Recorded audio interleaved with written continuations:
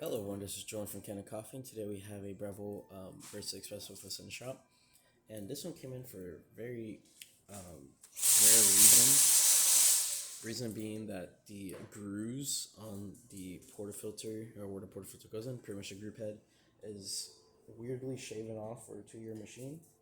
It's really hard to actually see, and I don't think you could physically really see it. Like, there's not a lot of white or whitening, which is usually what you would see when it comes to the grooves shaving or melting. And that part's really hard to get a new one of, if not a used one, but I usually don't recommend going used for a crucial part like that. And so what we ended up doing is I had to use 4 of these spacers here. It's not a permanent solution, but it is a solution to get a few more shots out of the machine. So we put 4 of these. You put them behind the gasket. So this is the old gasket that the customer had brought. You put 4 of them behind it, and so when you seat the gasket inside of the group head, it sits a little lower, which would of course grip your portafilter a little better. I had to add 4 to 5 of them, I believe, which is very rare for the machine to need that many, especially a 2-year-old one. This is how we ended up finding a solution for this machine. So we're going to just quickly grind some coffee. I was on idle mode for a while. I do have it at 4 on the coarseness, or I guess the fineness of the coffee, which is pretty low. Usually you want to start at 6 or 5.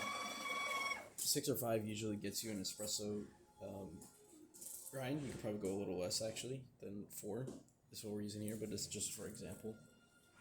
And we're going to use a tamper. This is our tamper. It wasn't brought with one, so we're just going to quickly tamp.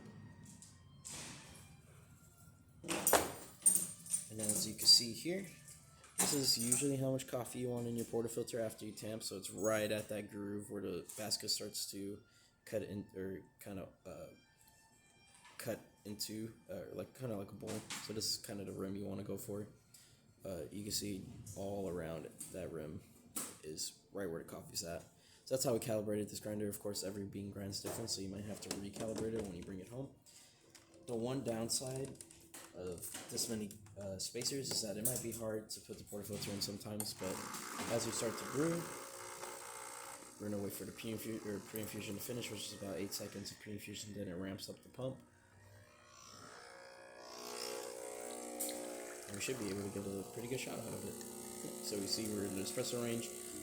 No leaking around the portafilter, at least for right now. And we brewed a good shot.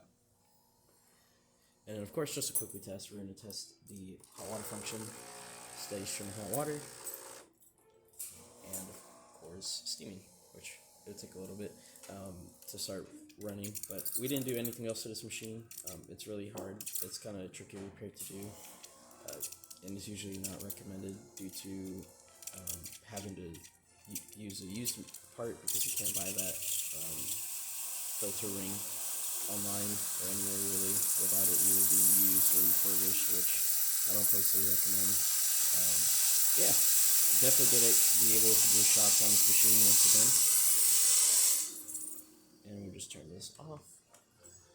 And that's about it for this repair. If you like this video or any of our other repairs on our channel, leave a like, subscribe, and hit the bell. Thanks for watching.